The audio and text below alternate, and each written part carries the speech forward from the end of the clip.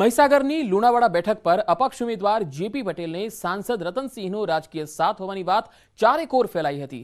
જે ચર્ચા અને વાતને સાંસદ રતનસિંહ રાઠોડે રદિયો આપતા ખુલાસો કર્યો। રતનસિંહે જણાવ્યું કે જેપી પટેલ દ્વારા તેમનું નામ લઈ ખોટો પ્રચાર કરવામાં આવી રહ્યો છે। તેઓ ભાજપ સાથે હોવાનું અને ભાજપ ઉમેદવાર જિગ્નેશ સેવક માટે પ્રચાર કરતા હોવાનું જણાવ્યું। રતનસિંહના ખુલાસાથી અપક્ષ ઉમેદવાર જેપી પટેલને સાંસદનો પીઠબળ હોવાની વાતને જાકારો મળ્યો છે। જીતુ વાઘાણીએ પણ લુણાવાડાની સભામાં નામ લીધા વિના જેપી પટેલે ભાજપ સાથે દગો કર્યો હોવાનું જણાવ્યું હતું।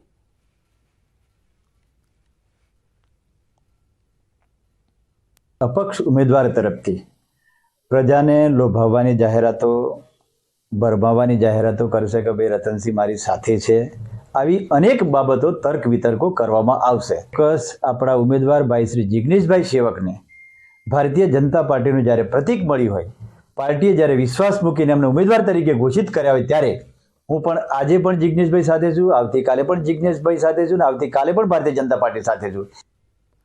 વડોદરાની ભાયલીના રાયપુરા ગામે લગ્ન પ્રસંગમાં ફૂડ પોઈઝનિંગ 100 થી વધુ લોકોને તેની અસર થઈ હોવાના અહેવાલ છે। ડભોઈના ધારાસભ્ય શૈલેષ મહેતા સ્થળ પર દોડી ગયા। પોલીસ અને વહીવટી તંત્ર પણ દોડતું થયું। કાર્યવાહી હાથ ધરવામાં આવી। વધુ સારવાર માટે અસરગ્રસ્તોને ગોત્રી સરકારી હોસ્પિટલમાં ખસેડવામાં આવ્યા હતા। વડોદરામાં ડભોઈ ખાતે ફૂડ પોઈઝનિંગની અસર થઈ ભાયલીના રાયપુરાની આ ઘટના છે। તમામ લોકોને ગોત્રી હોસ્પિટલ ખાતે લઈ જવામાં આવ્યા। 100 થી વધારે લોકોને ફૂડ પોઈઝનિંગની અસર થઈ હતી। લગ્ન પ્રસંગમાં ભોજન બાદ ફૂડ પોઈઝનિંગની અસર થઈ હતી।